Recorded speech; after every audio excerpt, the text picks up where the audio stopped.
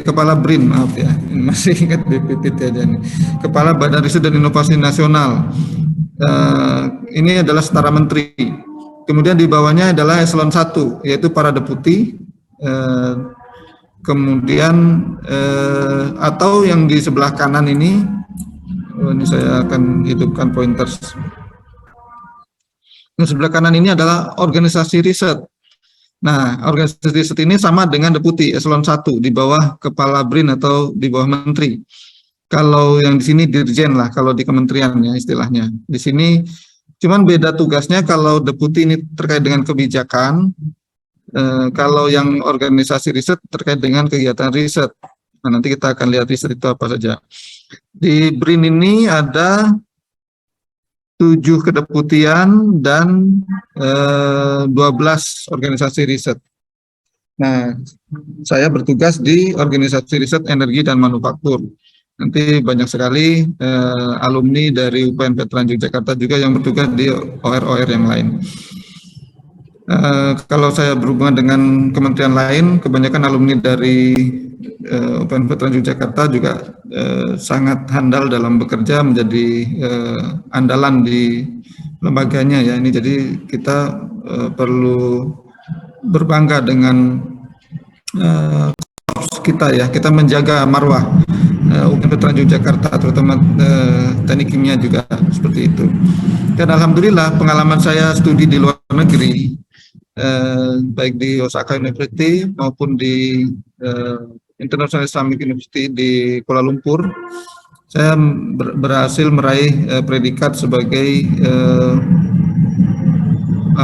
lulusan terbaik, atau pada waktu mendapat PhD Student Award, the best PhD Student Award.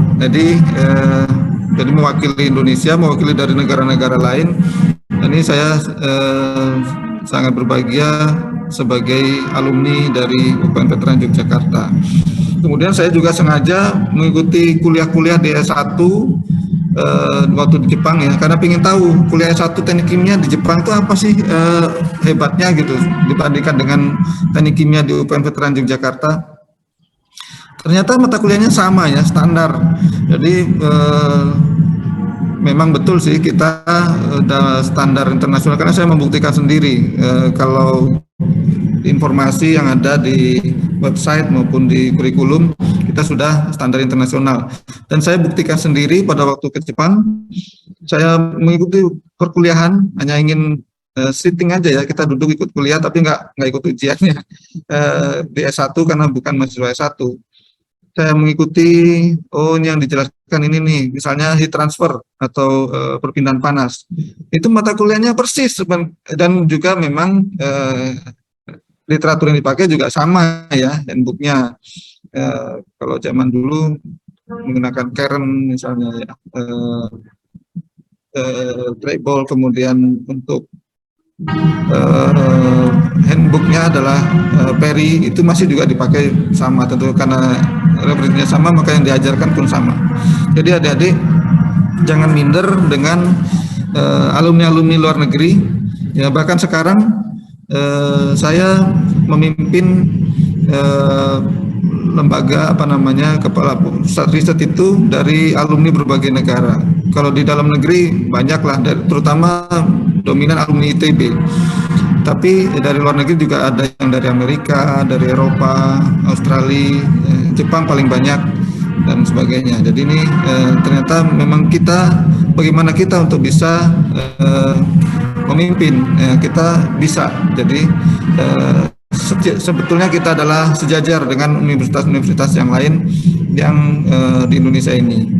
Ya, dalam kaitannya untuk standar pendidikan dan kemampuan untuk mengimplementasikan ilmu-ilmu itu adalah tergantung dari diri kita sendiri. Nah, di dalam organisasi riset energi dan manufaktur ini saya perkenalkan supaya kalau nanti adik-adik ada yang berminat untuk bekerja atau mungkin riset ya, atau kerjasama yang lain, nanti ada skema yang akan saya sampaikan, misalnya sebagai riset asisten ya, dan sebagainya. Mahasiswa bisa jadi riset asisten dan lumayan ada honornya ya. Kalau riset asisten itu sekitar 4 juta sebulan rupiah. Kalau postdoktoral 15 juta rupiah per bulan, tapi itu harus sudah S3. Kalau visiting researcher dibayar 25 juta rupiah per bulan. Lumayan ya, jadi ya. Nah, ini di organisasi riset energi dan manufaktur ini dipimpin oleh Bapak Dr. Hasnan Abimanyu. Beliau ini alumni dari Jerman. Nah, saya sebagai Kepala Pusat Riset Industri Proses dan Manufaktur beserta ini ada rekan-rekan Kepala Pusat yang lain.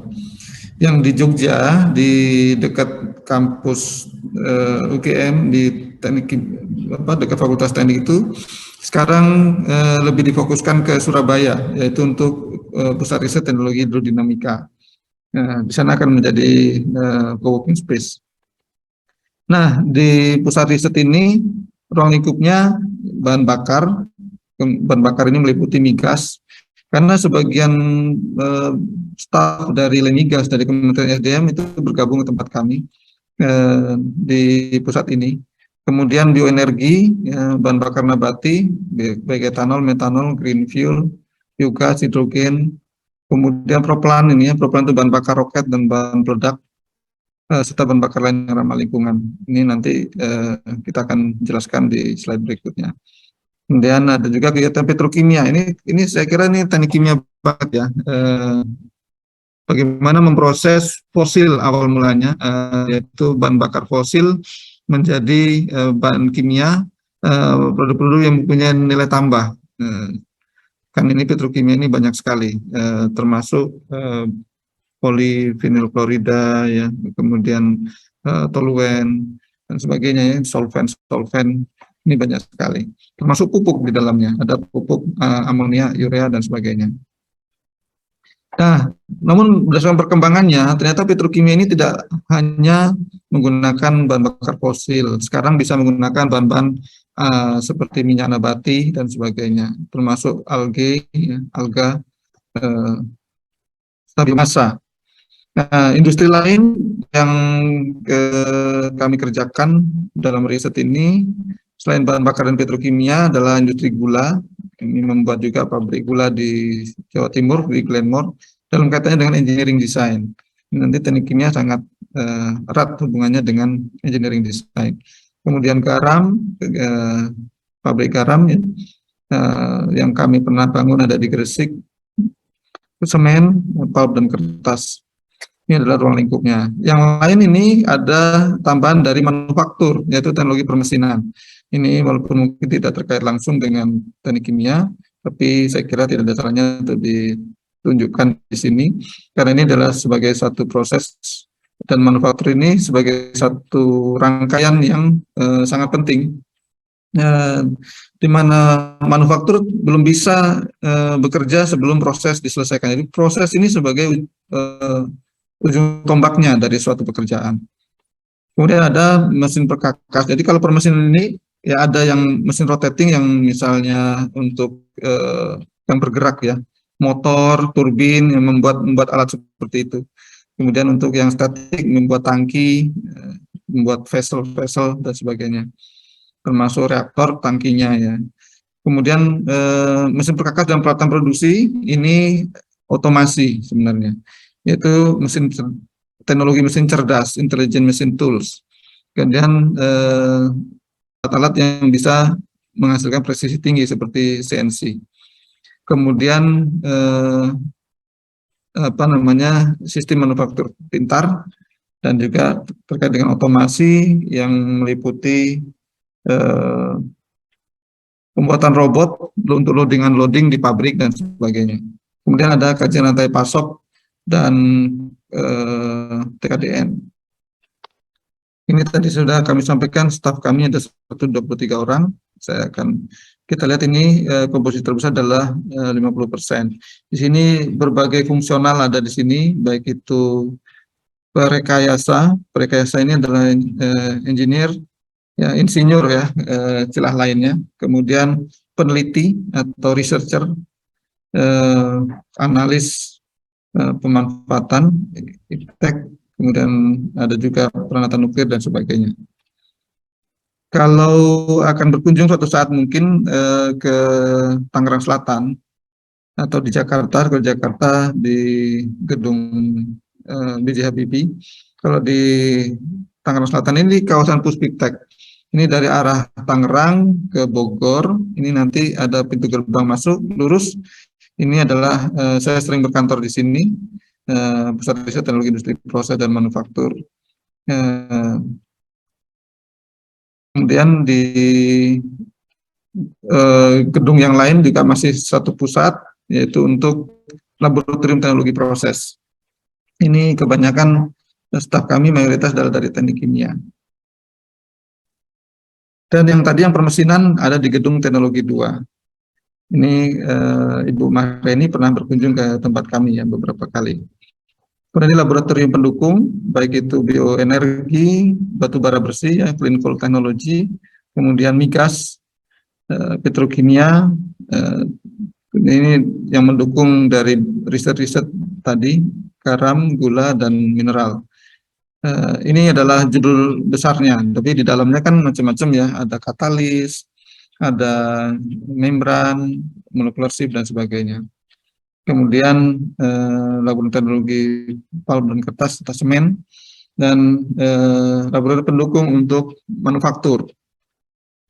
Ini gambaran dari laboratoriumnya, peralatannya. Kami sudah terakreditasi ISO 17025. Nah, ini baik itu skala bench ya. Jadi nanti akan belajar mulai dari skala laboratorium, kemudian di scale up menjadi skala bench, dan pilot plan. Pilot plan seperti ini, ada pilot plan gasifikasi. Kalau ini pure plant oil ini adalah minyak goreng ya sebetulnya, atau minyak nabati yang sudah dilakukan proses-proses seperti degumming, dihilangkan getahnya dan sebagainya, sehingga bisa digunakan sebagai bahan bakar diesel. Ini skala bench juga, belum pilot plan. Untuk hidrogen, biogas dan hidrogen. Kalau ini laboratorium ini mikromeritik, jadi kita bisa menguji katalis di sini untuk berbagai reaksi, baik itu cair maupun gas. Nanti bisa ini dihubungkan atau terhubung online dengan gas kromatografi, hingga bisa dianalisa nanti apabila Bapak Ibu dosen maupun mahasiswa, terutama yang akan penelitian, bisa skala lab menggunakan ini karena katalisnya kecil ya, sedikit saja. Kemudian ini untuk upgrading atau meningkatkan kualitas batu bara dari low rank coal menjadi high rank coal, mungkin sekitar 4.000 kilokalori menjadi lebih dari 6.000 kilokalori dalam waktu yang singkat. Ini dengan teknologi flash drying ya. Ada juga steam tube drying dan sebagainya. Ini ada contoh-contohnya, nanti bisa dipelajari kalau berkunjung ke sini. Ini alat analisa, dan ini untuk peralatan produksi garam menggunakan membran. Ini peralatan-peralatan pendukung untuk membuat prototyping, seperti mesin-mesin CNC, kemudian ada untuk alat scanning mesin ya, untuk kita menggambar seperti ini nih, ini yang dibuat nih, yang turbin yang di sebelah kanan, turbin. Mungkin ada satu contoh mesin yang akan digambar, ini bisa di-scan dengan alat ini. Dan banyak alat-alat lain yang bisa mendukung. Software, ya tentu ada berbagai disiplin ilmu di dalamnya untuk melakukan desain. Ya kalau teknik kimia tentu tidak asing dengan HYSYS, smart plan, dan sebagainya, termasuk solid plan. Nanti dari mechanical ada SolidWorks, ya, CATIA, ANSYS, dan sebagainya.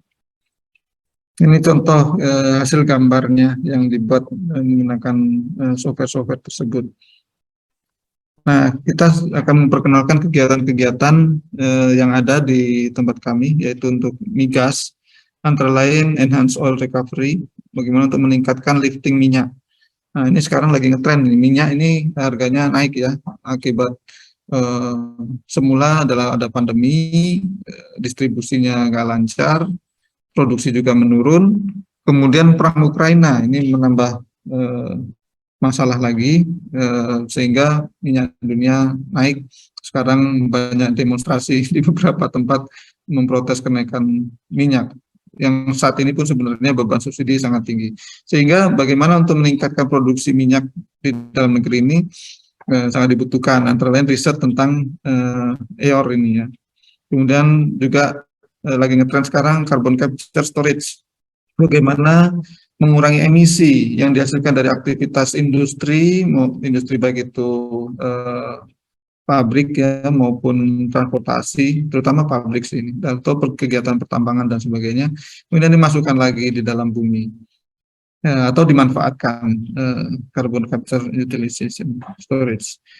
Kemudian ini ada juga riset tentang base oil minyak nabati, jadi untuk crude oil, dan juga mikroalga untuk aftur, bioaftur. Ini untuk bahan bakar pesawat. Ini juga sekarang sedang ngetren. Ini merupakan tema-tema yang nanti bisa dikaji lebih lanjut untuk menjadikan bahan penelitian. Polimer anti penyumbatan aliran minyak ini juga sangat dibutuhkan di perminyakan, serta pelumas, riset tentang pelumas. Adapun untuk bahan bakar hijau, ya, green fuel, ini secara nasional sangat terkenal Pak dari ITB ya, yang membuat katalis ZSM-5 di Indonesia ini Pak Prof. Bagio ya, ini dosen teknik kimia di sana, melakukan riset tentang katalis tersebut, kemudian diimplementasikan untuk FCC ya, fluid catalytic cracking, untuk menghasilkan bahan bakar minyak bensin maupun LPG. Ini banyak ini, termasuk hasilnya adalah green diesel. Adalah beda dengan biodiesel ya, green diesel ini. Green diesel ini adalah minyak nabati yang diproses sehingga mempunyai karakteristik sangat dekat dengan diesel oil atau kalau bahasa kita solar ya. Ini agak rancu ini kalau kita bicara dengan orang asing. Solar itu berarti solar itu yang dari tenaga surya ya. Tapi kalau di Indonesia maksudnya diesel oil. Kemudian green gasoline itu adalah untuk bensin serta bioaftur. Kemudian ada pengembangan biohidrogen serta IVO, industrial vegetable oil. Ini untuk diesel juga. Ini contoh plan yang dibuat. Ini ada di Puspitek, yang bisa juga dipakai untuk pengujian atau riset dan sebagainya. Jadi sebenarnya Bapak Ibu dosen maupun mahasiswa, apabila ada kerjasama dengan mitra-mitra baik di dalam maupun luar negeri, ini bisa menjadi bagian dari portofolio ya. Jadi misalnya apakah UPN ada peralatan mungkin yang jarang, misalnya tadi mikromeritik, ada, kami punya. Kami karena berkolaborasi dengan BRIN misalnya seperti itu. Dan ini bisa disebutkan gitu. Termasuk pilot plan yang ada ini saya kira bisa menjadi satu bagian yang mendukung untuk portofolio di kampus ya, karena dengan kerjasama ini syukur-syukur nanti bisa membentuk pusat kolaborasi riset. Ini kemudian bioaftur, biohidrogen juga. Nah ini saya akan perkenalkan tentang hidrogen. Hidrogen ini bahan bakunya banyak sekali. Bisa dari air, tentu ya, hidrogennya ada 2 di sini, H2O. Kemudian biomasa dari ranting, pohon, kayu, dan sebagainya. Kemudian POME, palm oil mill effluent, atau limbah cair pabrik kelapa sawit, ini POME ini. Kemudian gas alam, ini yang sekarang memang banyak dipakai untuk membuat hidrogen. Kemudian batu bara. Nah, prosesnya yang paling sekarang banyak dipakai adalah steam reforming. Sudah nggak asing lagi. Nanti adik-adik dalam pelajaran teknik kimia nanti insya Allah akan dapat ini istilah-istilah ini ya. Kemudian kalau gasifikasi ini misalnya dari biomasa, dari kayu, ranting kayu, daun dan sebagainya bisa diproses dengan suhu 1000 derajat Celcius dan diinjek dengan air sehingga menghasilkan hidrogen murni. Ini hidrogen bisa juga dengan proses pirolisis pemanasan tanpa oksigen, kemudian partial oxidation, fermentasi, elektrolisis dan sebagainya. Hidrogen ini untuk apa? Pertama bisa untuk power generation. Jadi ini sebagai bahan bakar yang dipakai untuk pembangkit. Kemudian bisa juga untuk baterai, ya, khususnya adalah biobattery. Kemudian untuk transportasi ini bukan sebagai baterai ya, tapi sebagai fuel cell atau sebagai bahan bakar yang dimasukkan dalam combustion engine. Dan ada juga yang sudah tidak asing lagi untuk bahan baku industri seperti amonia, ya, untuk pupuk, urea dan sebagainya.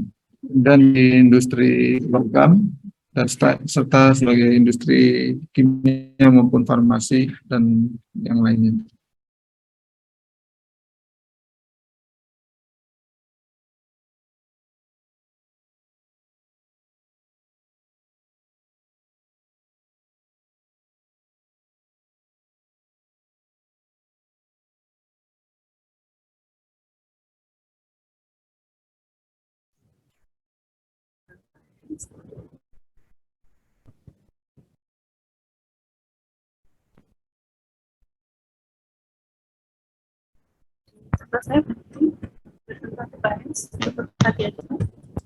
Bu Polito kok suaranya hilang?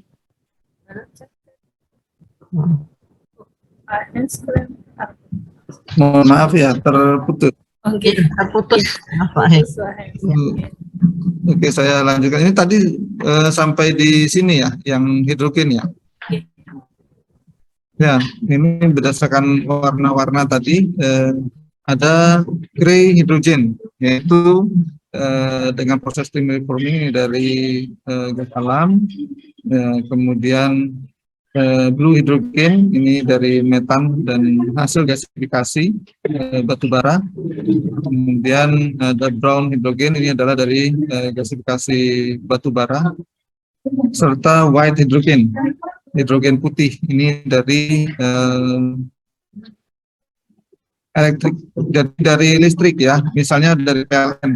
Kita ngambil dari listrik, kemudian proses elektrolisis. Elektrolisis tadi kan kalau dari renewable atau nuklir dia jadinya green hidrogen. Tapi kalau listrik yang PLN itu pembangkitnya menggunakan batu bara, maka atau yang lainnya ini masuk dalam white hidrogen. Ini sekedar warna-warna saja supaya dia nanti mengenal, bisa bercerita kepada yang lain apa sih yang dimaksud dengan jenis-jenis hidrogen berdasarkan warna-warna tadi. Ya.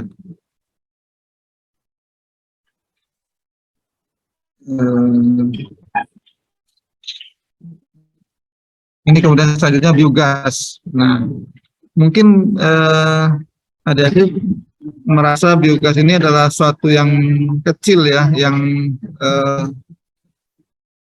kurang nendang lah ya istilahnya. Kan biogas itu kayak yang dari, yang mohon maaf, yang dari kotoran hewan, kemudian dimasukkan dalam digester dan masukkan dalam fermentor, menghasilkan gas, kemudian untuk masak, untuk aktivitas lain, kira-kira seperti itulah.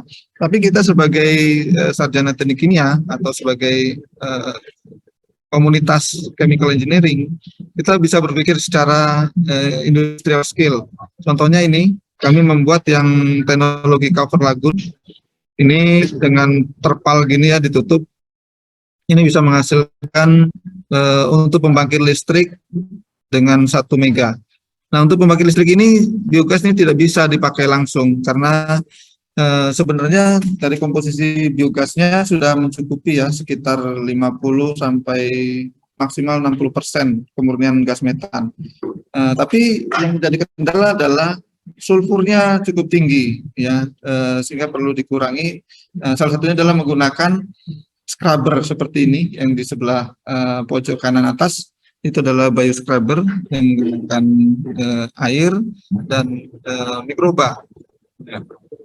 Nah, di sini kita sebagai insan dari teknik kimia, tentu nanti akan mendapatkan tentang ilmu seperti ini ya, scrubber dan sebagainya. Ini kita bisa terapkan. Ini sudah menghasilkan 1 megawatt. Sebenarnya untuk satu pabrik kelapa sawit dengan kapasitas 60 ton per jam tandan sawit, ini bisa menghasilkan sekitar 2 mega. Kemudian ini di sebelahnya kami juga membuat pilot plan lain dengan teknologi CSTR, ya, Continuous Tank Reactor. Mungkin sudah dapat ya pelajarannya ya, atau RATB, reaktor alir tangki berpengaruh. Nah, ini menghasilkan biogas dengan kapasitas saat ini adalah 120 normal meter kubik per jam. Ini sedang dipakai di Riau, di Sepagar, kerjasama dengan PT PN5. Ini banyak mahasiswa teknik kimia dari Universitas Riau yang penelitian, kerja praktek di PN ini.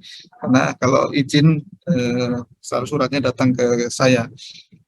Nanti kalau adik-adik ada yang membutuhkan untuk studi maupun penelitian, kalau berkirim surat insya Allah bisa diprioritaskan ya, untuk di-approve. Nah, di sebelahnya lagi ini adalah pilot plan masih di Riau juga. Kami bekerjasama dengan ITB untuk membuat pemurnian metan. Ya, pemurnian metan jadi 90%, 98%. Ini untuk bahan bakar. Bisa dikompres sehingga menjadi LNG, bio-CNG, dipakai untuk truk ya, ini sudah dipakai di sini. Nah, kemudian selanjutnya yang petrokimia, ini kegiatan kami antara lain pembuatan pupuk control release fertilizer dan slow release fertilizer, ini untuk mengendalikan nutrien. Bagaimana bahan makanan ini dilepaskan oleh pupuk secara terkendali dan nanti siap untuk dikonsumsi oleh tanaman, sehingga ini bisa membantu untuk penyuburan tanaman tersebut.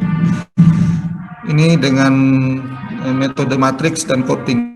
Kemudian teknologi proses untuk olefin, aromatic ethylene dan sebagainya, termasuk methanol to olefin dan syngas untuk gasifikasi to chemicals. Ini syngas ini selain proses gasifikasi kita juga mengembangkan teknologi plasma.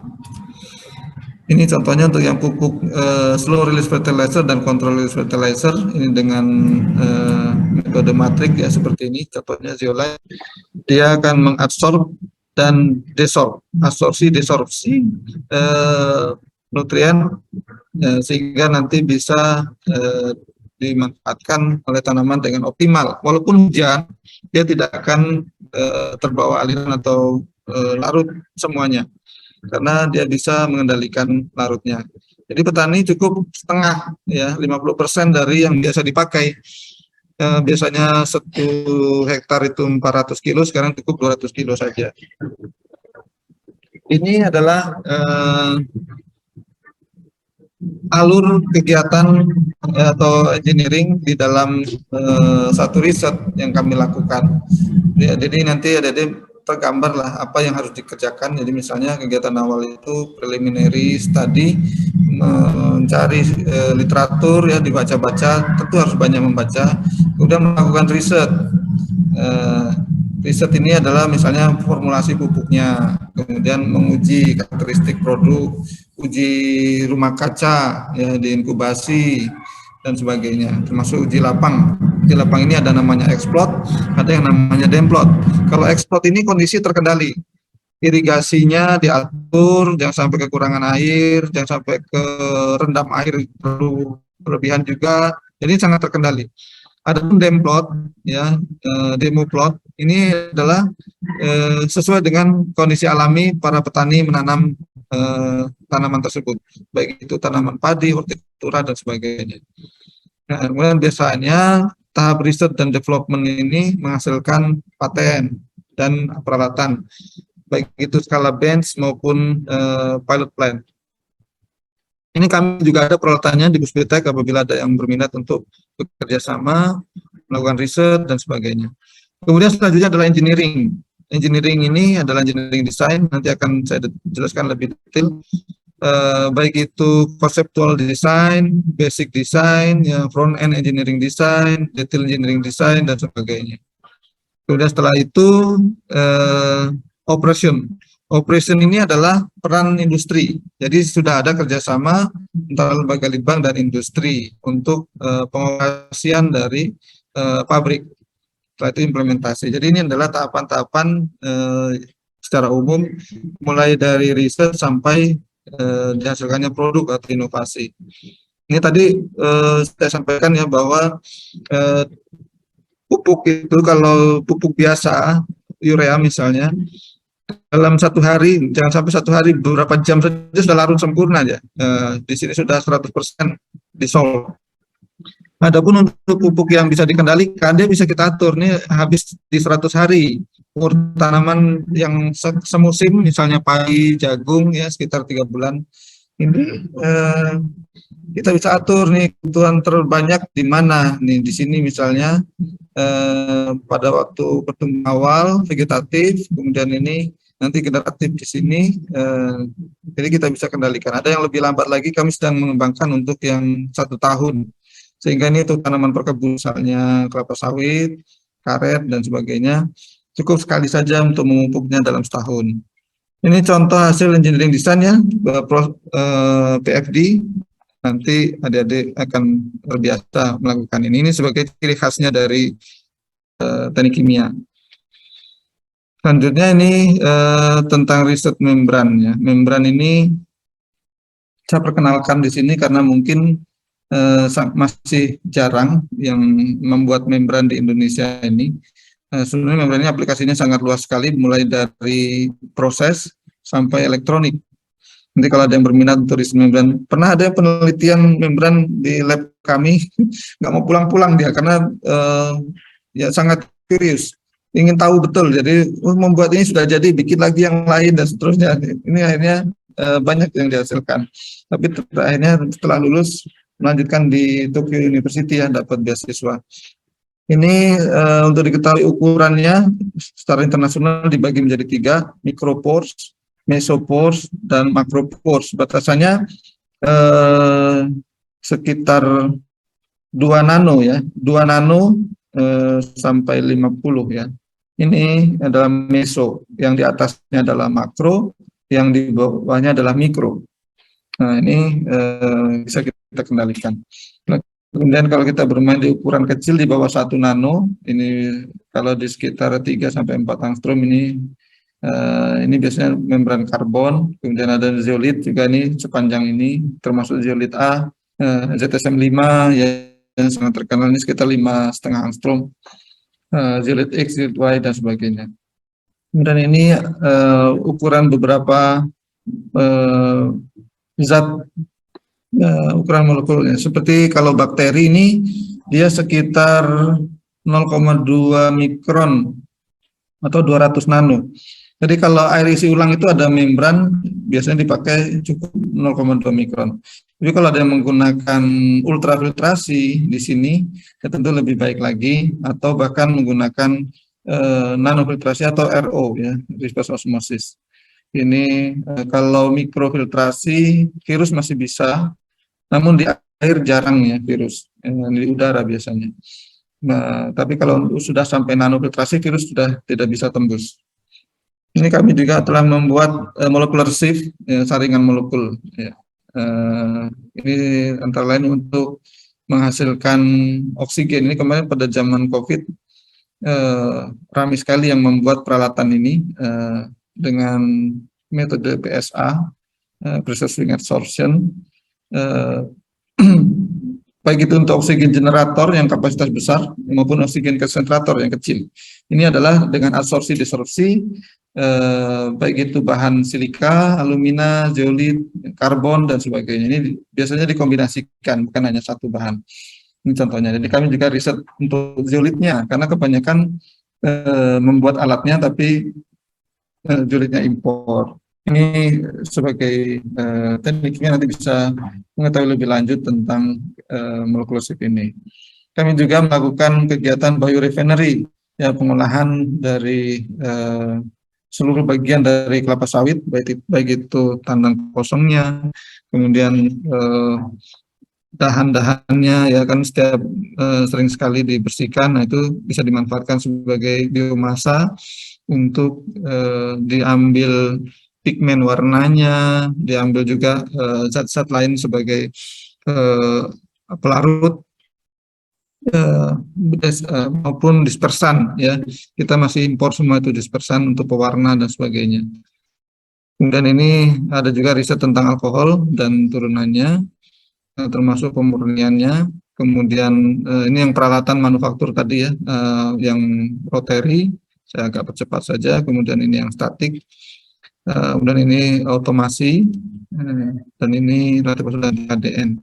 Nah, kemudian ini tidak kalah pentingnya adalah garam dan mineral. Ini ada pilot plan-nya di 2 tempat, di Surabaya dan maksudnya di Gresik, Jawa Timur, dan di Cilegon, ya, Suralaya. Nanti kalau ada yang tertarik untuk bekerja sama atau riset, bisa nanti berhubungan dengan kami.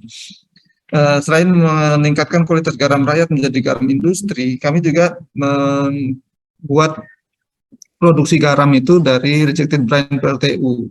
Jadi PLTU ini mengambil air laut, kemudian dipisahkan, disalinasi dengan menggunakan distilasi yang lama. Kalau yang sekarang kebanyakan sudah menggunakan membran. Nah, tapi masih banyak, ya, sisa larutannya itu yang disebut rejected brine, dikembalikan lagi ke laut.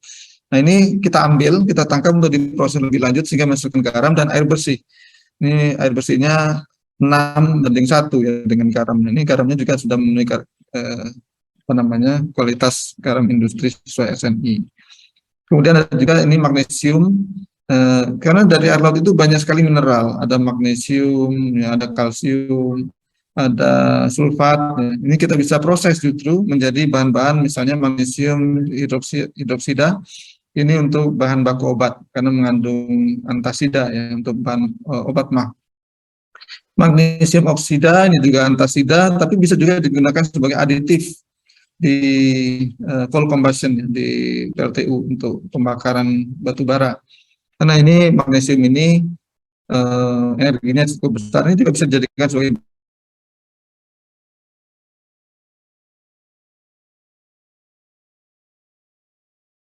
ini bisa menjadi barium sulfat, ini untuk farmasi, ya, misalnya dipakai untuk USG, misalnya ada cairan-cairan itu.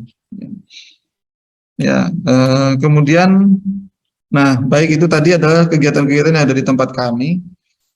Selanjutnya terkait dengan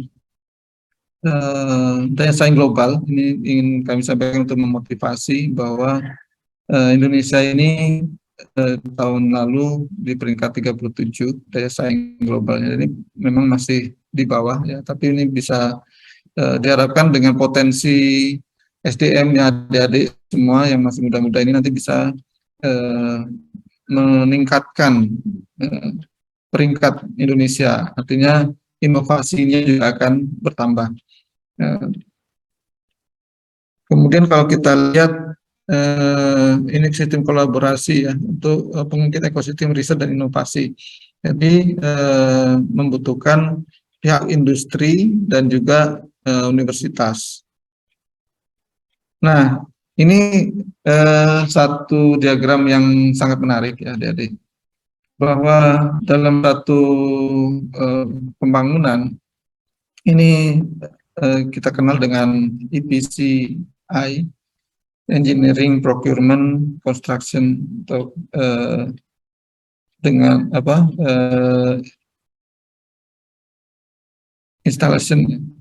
Nah, ini engineering ini kalau dilihat dari harga atau nilai biayanya hanya 10% terhadap keseluruhan. Tentu yang paling mahal adalah procurement, ya, pengadaan bahannya, barangnya itu sendiri, plat-plat, pompa, dan sebagainya. Dan instalasi konstruksi seperti ini. Namun engineering ini mempunyai dampak untuk peningkatan TKDN yang sangat tinggi, justru 90% di sini. Kenapa? Dari engineering ini kita bisa menentukan, oh, kalau gitu platnya menggunakan plat lokal. Ini sudah ada misalnya produksi oleh Krakatau Steel dengan spek sekian.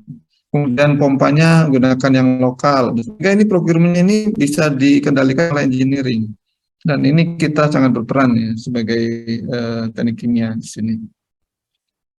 Kemudian apa yang dimaksud TKDN, yaitu tingkat komponen dalam negeri adalah besaran komponen dalam negeri pada barang dan jasa atau gabungan barang atau jasa atau gabungan barang dan jasa. Ini dinyatakan dalam persentase. Ini untuk diketahui saja, cara menghitungnya rumusnya seperti ini. Dia ada biaya bahan, ada biaya tenaga kerja, ada biaya tidak langsung, ya, misalnya gudang dan sebagainya. Jadi kalau misalnya kita ada bahan, kita ketahui misalnya laptop, handphone lah ya, ini jelas-jelas impor, tapi kok ada TKDN-nya? Ya karena di dalam negeri ini disimpan di gudang, gudangnya gudang milik Indonesia, kemudian tenaga kerjanya juga orang Indonesia, sehingga ini akan ada TKDN-nya walaupun ini kecil ya. Nah ini untuk mengoptimalkan tentu bahan dan ini bisa ditingkatkan gunakan bahan produk-produk dalam negeri. Ini contoh perhitungan untuk TKDN jasa ini untuk pengetahuan adik-adik nanti kalau suatu saat untuk menghitung TKDN. Ini adalah rumus standarnya. Kemudian berikutnya tentang KI, yaitu kekayaan intelektual. Sebelumnya ini dikenal dengan HKI, hak kekayaan intelektual. Ini terkait dengan inovasi, invensi dan sebagainya ya nanti. Ini ada disebut hak komunal, hak personal. Ini di dalamnya ada hak cipta dan kekayaan industri. Ini termasuk di dalamnya ada paten, ya, merek dan sebagainya. Nah, selanjutnya ingin disampaikan apa sih bedanya invensi dan inovasi, karena ini sering kita dengar. Invensi adalah suatu bentuk komposisi materi, piranti atau proses yang baru. Jadi proses baru itu disebut invensi juga. Cara ya, sebagai penemuan didasarkan pada bentuk, komposisi, proses atau gagasan yang sudah ada sebelum ini. Kalau kita lihat di Wikipedia seperti ini.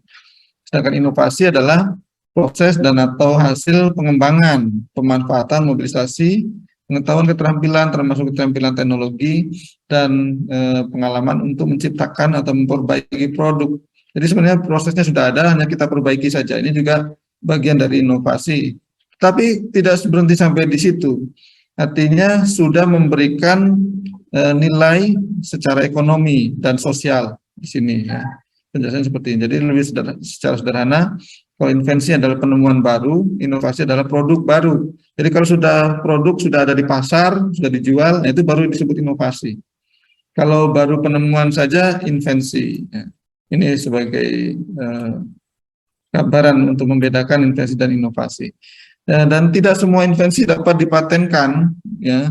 Penemuan baru belum tentu dapat dipatenkan. Kalau misalnya jadi melakukan riset kemudian didapatkan suatu hasil yang apa bedanya dengan hasil yang sebelumnya? Misalnya ini harganya lebih murah, itu tidak bisa dipatenkan. Atau lebih indah, ya, estetika. Oh ini lebih cantik, itu juga tidak bisa. Atau yang membahayakan kehidupan juga ini sebagai apa namanya kode etik ya, yang juga tidak bisa dipatenkan, bersifat teori dan tidak dapat dioperasikan di industri. Ini pengalaman saya waktu itu mematenkan molecular sieve untuk pemurnian etanol dari technical grade ke fuel grade ya. Pada waktu uji substantif oleh Kementerian Hukum dan HAM ditanya, jadi apa bedanya alkohol yang dihasilkan dengan molecular sieve dengan distilasi? Saya bilang sama itu, etanol ya C3H2OH. Oh kalau sama nggak bisa, tapi ini lebih murah saya bilang gitu, karena energinya lebih efisien, tidak panas. Oh nggak bisa juga kalau hanya lebih murah. Ya. Ini jadi sebenarnya yang saya sampaikan tadi itu adalah pengalaman pribadi. Kemudian akhirnya ketemulah jawabannya. Oh aromanya berbeda. Ini kalau yang menggunakan destilasi kan dipanaskan, maka dia akan berubah aromanya. Sedangkan yang menggunakan molecular sieve karena suhu ruangan, maka lebih alami aroma alaminya. Misalnya etanol, bioetanol yang dibuat dari beras, ya kan ada khas berasnya ya, atau dari bahan-bahan tertentu. Ini masih pada akhirnya diberikan paten. Itu sebagai gambarannya. Ini cerita saja tentang tahapan dari invensi menuju inovasi. Jadi belum tentu inovasi ini berasal dari invensi, tetapi bisa saja dari perbaikan atau pengembangan dari proses yang sudah ada.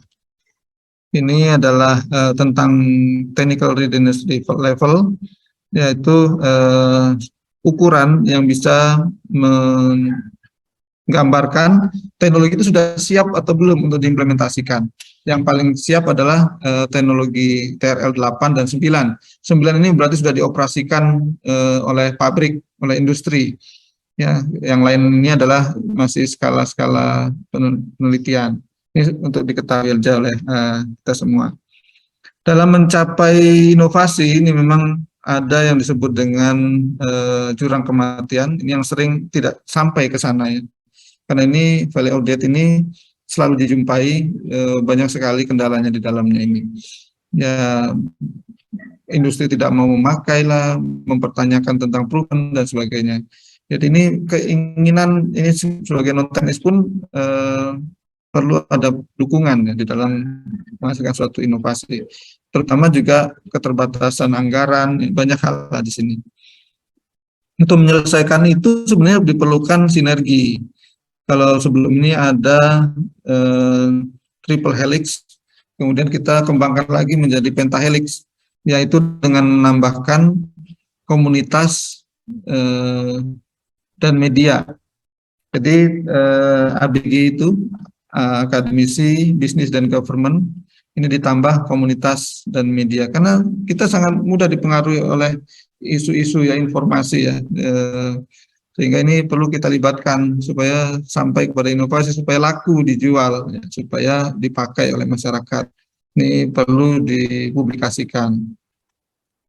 Nah, kemudian kaitannya dengan teknologi, ini Undang-Undang Sinas Iptek yang dimaksud teknologi adalah ini, cara atau metode serta proses produk yang dihasilkan dari penerapan dan pemanfaatan dari berbagai disiplin ilmu pengetahuan yang menghasilkan nilai bagi pemenuhan kebutuhan, kelangsungan dan peningkatan mutu kehidupan manusia.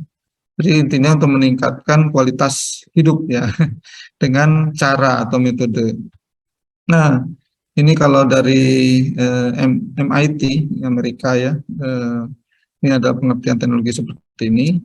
Nah, sehingga bisa kita klasifikasikan atau kita lihat bahwa suatu teknologi itu membutuhkan berbagai disiplin ilmu ya. Jadi ini yang terlibat di dalam suatu proses menghasilkan inovasi tadi, mulai dari seni rupa ya, atau arts, kemudian sains, ini contoh-contoh jurusannya ini kalau di universitas, kemudian teknik ya, engineering, ekonomi dan bisnis. Jadi teknik kimia ini hanya merupakan salah satu dari keseluruhan proses. Kita juga membutuhkan dari disiplin ilmu yang lain. Sesama teknik aja kita saling mendukung ya, termasuk teknik mesin, teknik elektro dan sebagainya. Ini kalau di lapangan bersama-sama. Apa tugasnya? Ini mungkin aktivitasnya seperti ini gambarannya. Ada yang disebut tadi itu RDO ya, Research Development Engineering and Operation. Kalau riset itu yang melakukan penelitian dasar, sedangkan development ini mengembangkan mulai dari kembangan kebijakan maupun operational equipment, conceptual design dan sebagainya. Ini desain-desain awal. Adapun engineering ini mulai dari basic design ya, kemudian desain rinci ya, DED, detail engineering design, termasuk front end engineering design. Kemudian ini ada pengujian prototype dan sebagainya. Sehingga setelah di scale up menjadi plan, ini baru masuk di operation. Itu adalah gambaran tahapan-tahapan menuju inovasi. Dan ini penelitian Litbang Jirap, istilah dari penelitian pengembangan pengkajian dan penerapan teknologi serta aktivitasnya berdasarkan Undang-Undang Sisdiktek. Ini tahapan EPCC, jadi Engineering, Procurement, Construction, and Commission. Ini tahapannya seperti ini. Untuk diketahui adik-adik awalnya adalah membuat konsep dulu, conceptual design. Setelah itu basic engineering design, front-end engineering design, dan detail engineering design. Biasanya kalau detail engineering design ini sudah ada lokasinya, elevasinya sudah jelas, ini sangat detail. Dan ini melibatkan multidisiplin. Kita lihat apa saja multidisiplin yang umumnya. Itu yang pertama adalah desain proses. Ini jelas ini dari teknik kimia. Itu software yang dilakukan, yang dipakai misalnya HYSYS, Aspen, ya, CAD, Excel, dan sebagainya ini. Nah, apa aktivitasnya? Ini mendesain, membuat satu basis desain, menentukan spesifikasi, kriteria industri yang akan dibangun, data-data pendukung lainnya, ya, seperti ini. Kemudian menyusun deskripsi proses, kemudian membuat blok diagram. Setelah itu proses flow diagram (PFD). Nah, setelah ini tentu kita akan mulai lagi dari awal heat material balance, menentukan neraca massa. Ya, setelah neraca massa, neraca energi, ya, neraca panas dan sebagainya. Kemudian dari situ kita bisa menghitung sizing equipment, alatnya ukurannya berapa. Karena ini dari sini nanti kalau di reaktor ada reaksi, berarti ada retention time, ya, berapa lama waktu tinggal dan seterusnya. Kemudian line sizing juga dibuat oleh orang proses, utilitas, ya, pendukung ini baik itu berupa air, steam, bahan bakar maupun listrik kebutuhannya. Kemudian kontrol filosofi juga dibuat oleh teknik kimia, PNID, dan scan gambar equipment. Selanjutnya baru teknik mesin yang melanjutkan. Ini softwarenya seperti ini biasanya ya, untuk kita ketahui. Desain basis mechanical, kemudian menghitung tebal plat, dan sebagainya. Ya, ini termasuk peralatan-peralatan yang ada di pabrik. Kemudian ini electrical, ya, teknik elektro, kelistrikan. Kemudian sipil.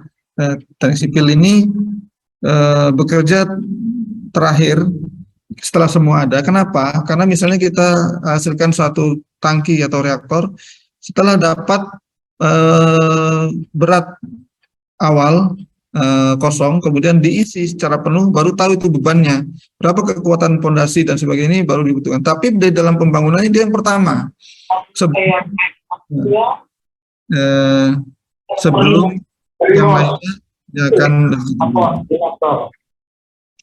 Kemudian ini kami juga tersedia baik itu laboratorium desain atau desain institut, dan juga untuk pembuatan prototipe. Ini peralatan-peralatan ya, CNC dan sebagainya, ada yang sampai 5 aksis, bisa untuk dioperasikan sampai 7 derajat kebebasannya ya. Nanti ini mungkin kalau suatu saat membutuhkan pembuatan alat, bisalah dibantu dengan peralatan yang ada di laboratorium di Puspitek.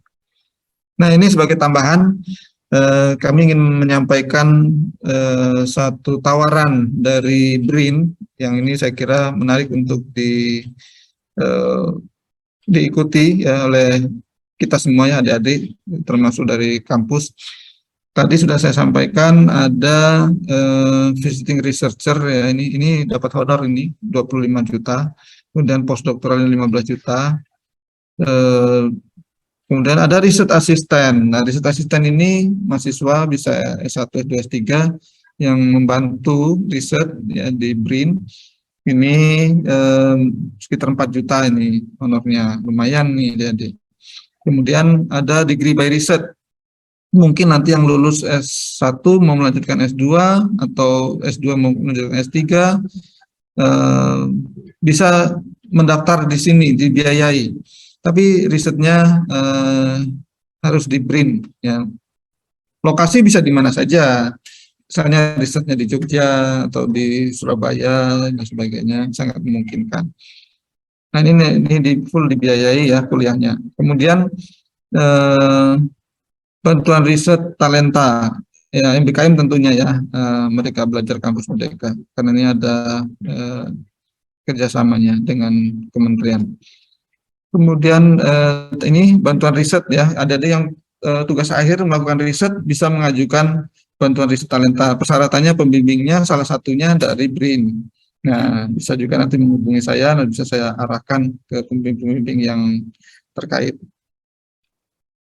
Kemudian nanti dengan kampus bisa membuat pusat kolaborasi riset, mungkin ya adik-adik yang nanti menjadi dosen, di mana kampusnya berada, kita bisa mengajukan bersama pusat kolaborasi riset ini. Kemudian perusahaan pemula berbasis riset yang ingin melakukan usaha sendiri ya, bisnis atau membuat usaha baru dengan syarat berbasis teknologi, berbasis riset di sini kita akan dibiayai ya oleh BRIN, termasuk untuk pembuatan perusahaannya ya, pembuatan PT-nya bisa dibiayai, bisa diajukan, dan kerjasama riset tentunya, karena kerjasama riset ini membutuhkan biaya yang banyak, sehingga bisa melibatkan tenaga-tenaga ahli yang ada di BRIN maupun peralatannya, peralatan pendukungnya. Ini beberapa pendanaan yang bisa diajukan, misalnya adik-adik ingin mengikuti pelayaran menggunakan kapal riset, mengambil sampel air atau mungkin biota laut dengan kedalaman 100 meter, 200 meter, 1 kilo dan sebagainya. Ini kan sangat sulit peralatannya. Nah, bisa ikut di BRIN ini, ada pendaftarannya nanti ke daerah mana gitu. Nanti ada jadwalnya. Setelah lulus semua dibiayai, termasuk nanti ada mengamati, mengambil sampel dan sebagainya. Ini tentu Bapak Ibu dosen juga terbuka untuk bisa mengikuti ini. Kemudian pendanaan ekspedisi, pengujian produk, inovasi, kesehatan, bukan hanya kesehatan sebenarnya, produk-produk yang lain juga, termasuk pertanian ya, di sini ada. Misalnya ini sudah ditemukan nih, sudah dari invensinya, tapi tinggal sertifikasi nih pengujian, tapi tidak ada biaya. Nah, bisa mengajukan ke sini. Kemudian ini LPDP sebetulnya ini riset dan inovasi untuk Indonesia Maju. Ini juga bisa diajukan proposalnya. Nah, tadi PBR sudah ya, prioritas riset nasional. Ini tadi yang tentang beasiswa untuk S2, S3 ini umum, ini bukan hanya untuk staf BRIN. Umum juga bisa mengikuti, yang belum bekerja di manapun, ya, baru lulus misalnya. Ya, adik-adik misalnya yang baru lulus S1 langsung aja daftar S2 di sini. Nanti kampusnya di mana saja nanti ada ya disebutkan untuk degree by riset ini. Ini tadi degree by riset ini ada kualifikasinya yang bisa nanti disiapkan. Begitu juga dengan bantuan riset talenta, ini juga bisa diajukan yang sedang riset tugas akhir. MBKM. Nah, ini kampus-kampus yang sudah bekerja sama untuk degree by riset dengan BRIN. Nah, ini UPN Veteran belum ya, nanti mudah-mudahan menyusul di sini supaya bisa membuka degree by riset. Nah, ini adik-adik berarti kalau yang sementara sekarang baru lulus dan mau ngambil S2, mendapatkan beasiswa dari BRIN, dipilih universitasnya. Nah, ini yang di dalam negeri ada beberapa dan yang di luar negeri juga ada. Di Malaysia, kemudian ini ada di Jepang, Belanda dan sebagainya. Bisa dimanfaatkan. Ini tentang riset topik dan area. Ini sudah tadi ya, ini persyaratan untuk bantuan riset talenta. Ya, saya kira mungkin termasuk magang, penelitian dan sebagainya ini bisa di tempat kami, di mana core bisnisnya ya riset. Jadi beda dengan kalau industri memproduksi barang, kalau kita kami adalah riset. Jadi mulai dari riset dasar ada, kemudian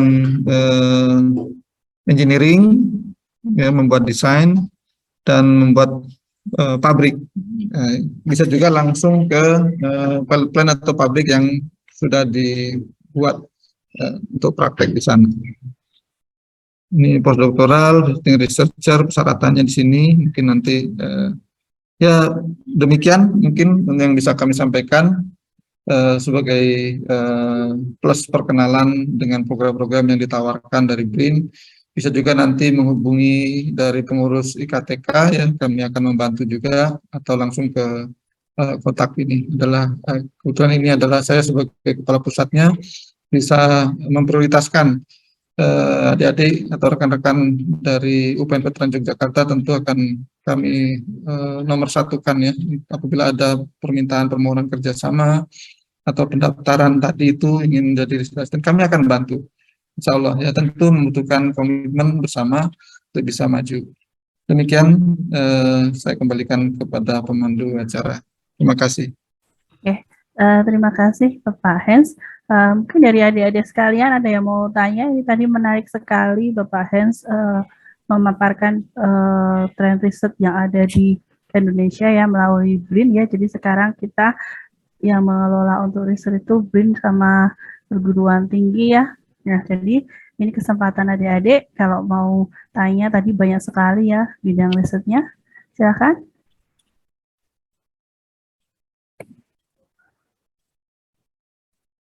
Silakan yang mau tanya dari adik-adik mahasiswa 2021 itu next mau riset kan, mau penelitian. Nah, tadi udah dibukakan. Oh, ini Dita Permatasari, silakan. Langsung aja, Dita. Halo, selamat siang Bu, Pak. Saya Dita, NIM 86. Saya mau bertanya, Pak, kalau kerja di BRIN itu kan kita harus ikut CPN, seleksi CPNS dulu ya, Pak. Nah, kalau S1 itu nanti kerjanya sebagai apa ya, Pak? Kan tadi ada yang kayak peneliti madya gitu kan ya, Pak. Terus kalau misalnya S1 itu, apakah bisa langsung bikin proyek riset itu, atau nanti harus jadi asisten dulu? Gitu. Terima kasih. Oke, terima kasih. Monggo Pak Hans. Ya, terima kasih pertanyaannya yang menarik ya dari Dita Permatasari. Jadi kalau di BRIN memang betul adalah CPNS. Jadi ada dua, sebetulnya lebih tepatnya ASN sekarang ini. Karena ASN ini ada yang PNS, ada yang non PNS. Non PNS adalah pegawai kontrak. Nah, kalau pegawai kontrak disebutnya PPPK ya, P3K istilahnya gitu. Nah ini bisa kontrak setahun, 2 tahun dan seterusnya, atau mungkin untuk mendapatkan pengalaman ya. Beda dengan tadi yang riset asisten. Kalau riset asisten ya dia sebagai pembantu peneliti itu juga akan bersifat kontrak. Dia bukan sebagai CPNS. Nah dia akan membantu untuk riset-riset tertentu. Membantu dalam hal ini adalah melakukan riset. Jadi ikut mengambil data, menganalisis dan sebagainya. Kemudian apabila mendaftar ke CPNS, artinya menjadi PNS, maka kalau S1 begitu diterima nanti akan menduduki pangkat 3A. 3A itu kalau di fungsional penelitinya adalah fungsional peneliti pertama, atau kalau prekayasa ya prekayasa pertama. Nah ini level yang awal. Kemudian nanti kalau setelah naik jenjang berikutnya adalah muda, jadi peneliti muda atau prekayasa ahli muda. Nah kemudian naik lagi golongan 4 itu adalah peneliti ahli madya atau prekayasa ahli madya. Nah ini mulai dari peneliti ahli muda pertama tadi itu sebenarnya sudah kelasnya perwira ya kalau di TNI. Karena kita juga kalau S1 masuk ke TNI Polri itu langsung pangkatnya Letnan 1. Ya kalau dari AKABRI kan Letnan 2 ya. Jadi kalau S1 lebih tinggi ya Letnan 1 itu sudah perwira pertama. kemudian letnan 2, letnan 1, kapten, kemudian mayor. Nah, ini udah masuk di yang madya tadi, mayor, letkol, kolonel. Ini sebagai gambaran ya. Kemudian nanti jenderal itu berarti udah 4E ya, udah yang peneliti ahli utama. Adapun kegiatannya tentu tanggung jawab dan ruang lingkup kegiatan berbeda. Kalau yang masih baru masuk tadi sebagai peneliti pertama, ini sebagai engineering staff melakukan penelitian, bisa juga mengajukan proyek-proyek penelitian ya, bahkan di luar staf BRIN juga bisa mengajukan. Jadi misalnya sebagai pengusaha yang atau mungkin ada yang menjadi dosen dari kampus mengajukan proposal, nanti bekerja sama dengan BRIN bisa sebagai koordinator. Nah, namun kebanyakan sekarang ini untuk menjadi ketua penelitian atau koordinator proyek ini disyaratkan S3. Nah, untuk itu perlu sebaiknya melanjutkan lagi untuk S3, dan sekarang terbuka ya banyak beasiswa di dalam maupun luar negeri. Jangan takut kalau untuk di luar negeri, ya saya berikan 2 kunci ya, 2 tiket untuk bisa mendapatkan beasiswa di luar negeri. Yang pertama adalah TOEFL. Wah, ini kadang-kadang takut nih mahasiswa, tapi jangan takut. Nanti bisa menghubungi IKTK ya, mudah-mudahan diadakan bimbingan dan sebagainya. Kenapa TOEFL ini disyaratkan? Karena memang untuk mahasiswa S2 pun di dalam negeri pun disyaratkan TOEFL. Ya, Bapak Ibu dosen ini kan sebelum menjadi dokter juga S2 dulu ya. Itu tes TOEFL juga di dalam negeri, mau di UGM, di ITB, apalagi yang S3 gitu. Nah, tapi kalau ini kita bisa siapkan. Nah, sebagai gambaran begini, saya dulu kuliah di Osaka University ya. Di Osaka itu tentu bayaran sekolahnya sudah ditanggung, namanya beasiswa ya. Kemudian tiket, pesawat ke sana, segala macam. Nah, dapat biaya untuk hidup ya, allowance itu sekitar 20 juta rupiah per bulan, atau kalau sekarang mungkin 25 juta rupiah, karena 1 yen kalau sekarang sekitar 125 rupiah. Nah, jadi bisa dibayangkan siapa mau sekolah di luar negeri gratis dan dibayar 25 juta sebulan. Wah, yang daftar itu bukan cuma 10 orang, bukan cuma 100, bahkan sampai ratusan ribu di seluruh Indonesia yang mendaftar. Nah, untuk bisa, tidak mungkin kalau ada 100 ribu mendaftar dites semua, karena ini biayanya tinggi. Untuk ngetrim, untuk memotong peserta ini gimana caranya? Disyaratkan TOEFL. Wah, rontok separuh sudah. Ini rontok separuh. Nah, pengalaman kami seperti itu. Nah, kemudian setelah itu baru dites. Nah, nanti bisa kami sampaikan kisi-kisinya. Apa sih tesnya? Wah, jangan takut. Nanti kami akan bantu, insya Allah ya adik-adik. Karena sudah terbukti juga ada beberapa lulusan dari UI, dari Universitas Lampung, dan beberapa universitas lain yang dapat beasiswa di Tokyo University, ada yang di Perancis, ada yang saya menunjukkan saja begini caranya, latihan ini, hafalkan ini, banyak latihan dan sebagainya. Nah, tentang TOEFL tadi jangan takut, karena sebenarnya setiap orang mempunyai potensi yang sama untuk mendapatkannya, hanya perlu usaha yang berbeda. Ada yang mempunyai IQ tinggi, sekali baca dia langsung hafal. Nah, kalau yang biasa-biasa saja ya jangan ikut-ikutan yang IQ tinggi, diulang-ulang ya. Mungkin 2 kali, 3 kali, 10 kali. 10 kali juga masih belum, 50 kali. Masa sih tidak ngerti? Saya yakin bisa. Nah, triknya salah satunya saya sampaikan, kalau saya harus ada sparring partner. Kita buatkan saja, kalau misalnya tidak ada ya dari kita sendiri. Tentu kalau ada bimbingan akan lebih mudah. Pada waktu itu saya menghadapi latihan sendiri, saya buat sparring partner maya. Jadi saya harus bisa menyelesaikan soal ini dalam waktu yang ekstrim. 15 menit harus selesai dan tidak ada satu pun yang salah. Misalnya gitu. Kita akan berusaha terus sampai terkejar. Itu salah satu cara. Kemudian tiket yang kedua adalah publikasi. Nah, adik-adik coba selama kuliah merencanakan untuk menulis jurnal, paper ya. karya tulis ilmiah. Ini tentu adik harus banyak konsultasi ke pembimbing. Kalau bisa, jurnalnya internasional. Nah, apakah di Elsevier atau di Springer dan lain sebagainya. Nah, ini akan mendapatkan nilai yang besar. Atau tiket tadi ya, tiket untuk mendapatkan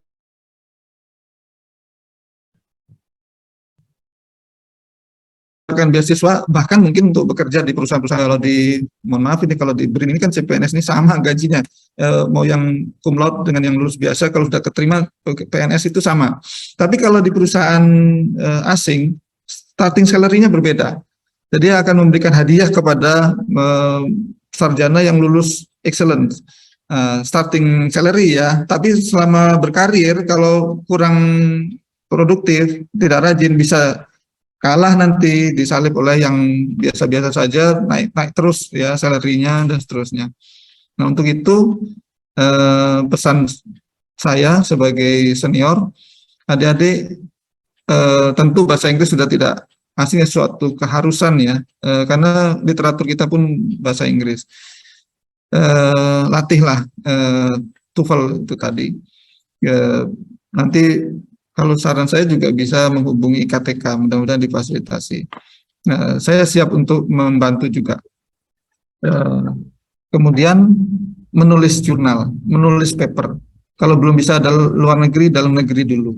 Kami juga siap untuk membimbing. Nah, tentu Bapak Ibu dosen sudah pengalaman ya banyak. Nah, jadi harus mendekat kepada Bapak Ibu dosen. Oh, saya mau menulis ini. Kemudian biasanya gini, etika dalam penulisan, yang first author, penulis pertama adalah yang menulis, yang membuat, menarasi dan sebagainya. Second author, yang bekerja, mengambil data. Jadi kalau ada teman-teman yang ikut di dalam bekerja, masukkan sebagai second atau third author. Kemudian dosennya, baik itu tempat untuk konsultasi maupun yang ikut mengarahkan, membimbing dan sebagainya, masukkan. Jadi yang penulis-penulis hebat itu bukan single author yang sendirian itu, justru kadang-kadang jarang dijumpai di jurnal-jurnal internasional ya. Nah, ini adik-adik menulis, nanti konsultasi dengan, di sini ada Bu Tuti, Bu saya mau menulis ini, saya ada membaca dari literatur seperti ini. Latihan bisa, tidak harus di lab ya. Jadi bisa mengumpulkan tulisan membaca dari literatur review, dari reviewer itu, kemudian dibuat satu review teknologi, review paper. Dulu saya ada teman, dia hanya menghitung saja misalnya di setiap paper itu berapa paper yang menggunakan alat XRD, X-ray diffraction. Ada berapa alat yang menggunakan scanning electron microscope. Ada berapa alat yang menggunakan alat. Jadi cuma ngitung-ngitung alat juga bisa jadi paper gitu. Jadi dia literature review, ini kolokium juga bisa dibuat ya di jurnal untuk latihan menulis. Itu adalah tiket, akan menjadi portofolio. Di dalam CV-nya akan ketahuan ya. Nah, tadi kan Bu, ya mohon maaf ini bukan narsis. Tadi Bu Perwitasari menunjukkan CV saya ya, itu banyak jurnalnya, itu merupakan bagian dari di samping kita tentunya memberikan kontribusi untuk berbagi ilmu, tapi itu bagian dari track record yang sudah kita kerjakan. Nah, jadi juga mulai dari menulis tadi, dua itu tiket yang saya harapkan untuk disiapkan oleh adik-adik. Mungkin itu sementara yang bisa disampaikan. Oke, terima kasih Pak Hans. Gimana, Dita? Sudah ada gambaran besok kalau mau bergabung dengan BRIN, gitu ya. Tadi ada jalur by research ya, kemudian ada dua bentuk pegawainya ya, ada PNS dan P3K. Jadi kalau PNS itu saingannya sangat banyak sekali ya Pak ya, banyak sekali ya. Terus mungkin bisa lewat yang jalur by research itu juga. Tapi ya dari sekarang mulai disiapkan ya. Mau risetnya nanti seperti apa, tadi sarannya Pak Hans nggak harus riset, bisa review untuk bisa belajar menulis paper gitu ya. Ya. Oke. Ada lagi yang mau bertanya selain Dita? Bisa raise hand, silahkan. Bu Perwito mungkin saya bisa Bu Perwito. Oh, iya Bu. Boleh sekali Bu Tuti. Mau ketemu Pak Heng ini. Pertanyaannya jangan susah-susah, Bu Oh. Tuti. Pak Heng. Saya gini, jadi dosen itu sekarang wawasannya kan dengan yang internet ini wawasannya lebih cepat mahasiswanya, lebih cepat dunia luar. Jadi dosen itu sudah sibuk sehingga wawasannya itu menjadi kurang. Nah, otomatis dalam memberikan topik-topik penelitian itu kadang kita cuma mengulang. Jadi ekstraksi ini, ekstraksi misalnya hanya diganti bahan bakunya gitu terus ya Pak, nggak maju-maju. Hidrolisis nggak maju-maju. Nah, kalau Pak Heng bisa membantu kami misalnya topik-topik apa yang sekarang ada di BRIN gitu yang topik-topik yang dunia maju gitu ya, yang lebih maju, mungkin diberikan di-share ke kami sehingga kami bisa membantu adik-adik untuk topiknya, terus kami ketugas penelitian itu loh Pak Heng. Jadi mereka bisa mengambil topik-topik itu, tapi tentunya ya penelitiannya tidak usah yang peralatannya terlalu sulit, mungkin terutama alat analisisnya. Itu kalau dilakukan di lab kami.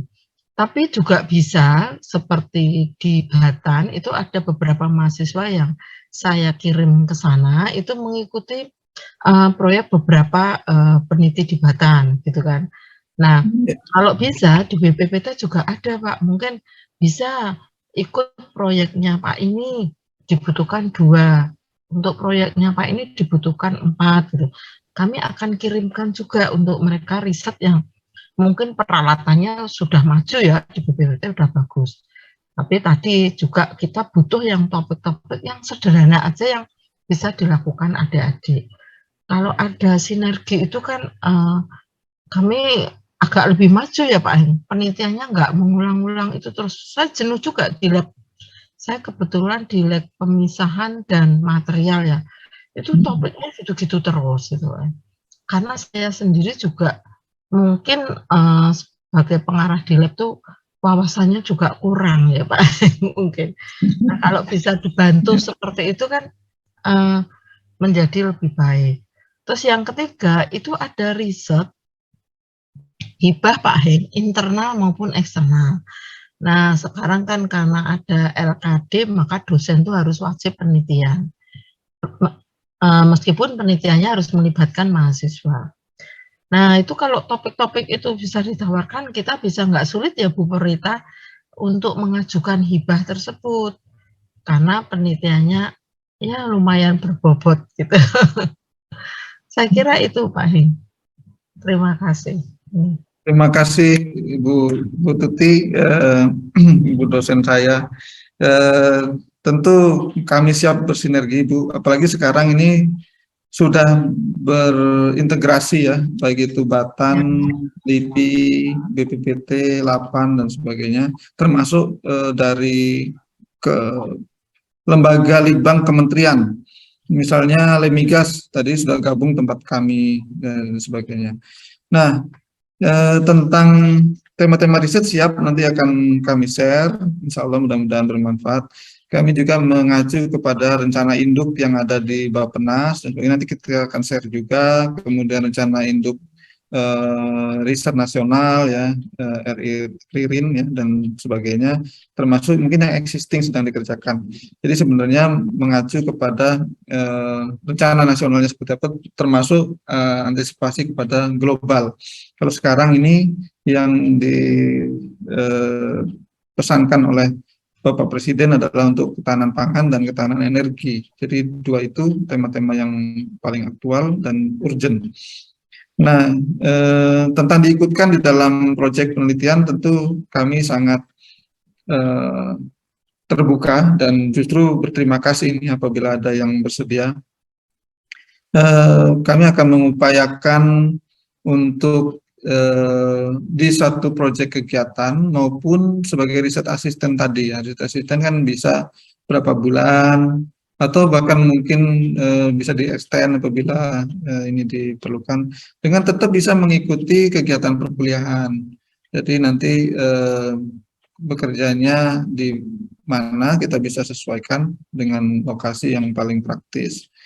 Saya kira kita sangat bergembira, apalagi kalau yang namanya itu tadi ya, dosen juga melakukan LKD. Tentu kami sangat terbuka, Bu, untuk bisa bersinergi, mengajukan proposal bersama. Peralatan sekarang yang dulu ex-LIBI, ex-Batan, BPPT, semua bisa kita akses, bisa digunakan, bahkan itu open access ya, Bapak Ibu dosen dan mahasiswa pun bisa menggunakan dengan mendaftar di www.elsa.brin.go.id. Nah, nanti bisa ingin menggunakan alat ini atau dicek dulunya alatnya ada di mana, ada di Serpong, ada di Jogja, atau di Surabaya, di Bandung, dan sebagainya. Kemudian nanti bisa mendaftarkan. Apabila ada kendala, mudah-mudahan saya bisa membantu, bisa mengkomunikasikan dengan saya, nanti saya akan arahkan gitu, atau bahkan mungkin menggunakan akun saya ya, poin, kan kalau di pegawai BRIN ada namanya Elsa Point, ini bisa juga dimanfaatkan.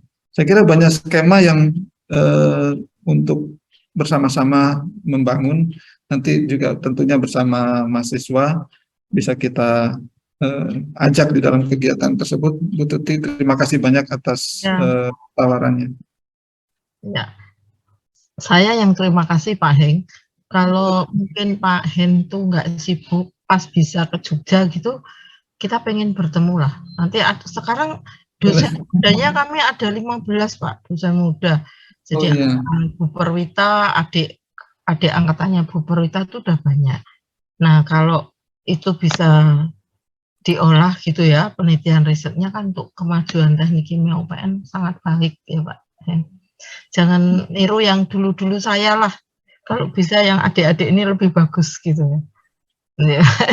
Ya, sekarang ini kan 4.0, tapi sebenarnya kalau basic fondasinya yang dulu-dulu kuat Bu Tuti. Jadi sebenarnya ada plus minusnya. Kalau yang sekarang ini mohon maaf ini pengamatan saya, fondasinya tidak sekuat yang dulu. Namun yang sekarang ini lebih agile. Dia mudah sekali berpindah karena itu bisa terlihat sebenarnya generasi milenial dan seterusnya ini memang seperti itu. Dia menggunakan IT dan cepat dan tidak konsisten. Jadi sebentar-sebentar itu ini tema ini sudah dianggapnya tidak sesuai dan ditinggal aja begitu. ini yang perlu sebenarnya ada plus minusnya generasi terdahulu dengan generasi sekarang. Bukan berarti ya ketinggalan, tapi justru basic atau fondasi dari keilmuan itu kuat sekali. Karena begitu saya mengikuti perkuliahan di Jepang, saya memang sengaja masuk, bahkan saya bukan hanya di universitas, di SMA, SMP pun saya datangi, saya ingin tahu negara ini bisa maju gimana ya pendidikannya gitu. Sampai penitipan anak ya, TPA itu saya datangi, saya ikuti kegiatan mereka apa itu setiap hari. Seharian saya duduk di situ, saya rekam, saya foto, saya catetin, karena saking inginnya gitu. Nah, tadi yang saya ceritakan adalah untuk level S1, dengan basic yang sudah kita terima di UPN Veteran Yogyakarta, kemudian saya ikut, wah ini saya langsung bisa menangkap apa yang dijelaskan. Padahal saya waktu itu baru datang di Jepang, seperti orang buta huruf ya, tulisan itu belum bisa dibaca, baru mengeja ini apa, bacanya lama ditebak-tebak, oh ini. Tapi begitu keluar diagram, keluar rumus, keluar apa namanya, ada gambar gitu, kita udah langsung tahu, ini udah bisa cerita banyak gitu karena sudah dibekali oleh Bapak Ibu dosen tentang fondasi keilmuan. Ini saya kira tetap diperlukan Bu, yang apa namanya, generasi-generasi sebelumnya, hanya mungkin nanti ditambah bagaimana lebih agile dengan IT-nya yang generasi baru. Nah, kita menyesuaikan saja dengan perkembangan sekarang. Ya, terima kasih Pak He. Kembalikan ke Bu Perwita. Ini ada pertanyaan dari Nora Ramadhani Al-Husna. Nora, mungkin bisa bertanya langsung ke Pak Hens. Sudah ditulis di chat sih, supaya Pak Hens bisa lihat. Oh, ada di chat ya? Iya, ini ada di chat. Itu bertanya kalau mau ikut kerja praktek di Oh BRIN. iya, Oke. baik, ini adik Nora Ramadhani Al Husna ini ingin kerja praktek. Ya, ini sebenarnya nah kalau selain MBKM ya, memang kalau MBKM ini ada prosedur tersendiri. Tapi kalau untuk kerja praktek cukup membuat surat permohonan dari kampus ke saya ya, ke Kepala Pusat Teknologi Industri Proses dan Manufaktur, atau mungkin ada pusat lain yang ingin dituju di BRIN. Jadi saya sudah tampilkan struktur organisasinya, atau bisa juga dilihat di website, ya, berkirim surat ke sana. Kalau ke pusat saya, insya Allah bisa saya percepat. Misalnya surat masuk sekarang, pingin besok, saya langsung approve. Siap, Pak. Ya, Jadi kirim surat langsung ke BRIN ya, ke ya, Pak Hens. Oke. ya, boleh ke Kepala Pusat seperti yang ada di dalam alamat. Kemudian nanti bisa kompromi lah, mau mulai kapan nih? Misalnya mulai minggu depan, insya Allah saya akan approve. Kemudian atau bulan depan dan seterusnya, nanti disesuaikan. Oke. Atau mungkin bisa nanti kami kirim dua ya Pak, satu surat, satu via email ke Pak untuk tebusannya ke Pak Hens. Oh iya, suratnya di email aja, di Oh, di email email aja. atau di WA. Oh, siap. Ya, nanti kalau yang lembaran kertas suratnya itu bisa dibawa kalau sudah datang ke sini. Oh, Kemudian oke. kami beri jawaban juga mungkin secara elektronik, dan yang secara print out bisa dikirim menyusul. Oke, berarti emailnya pakai yang brin.go.id itu ke Pak Hens. Ya, boleh yang mungkin Go ID. Oh, Sebetulnya saya ada email yang lain, yaitu Hens Saputra, nama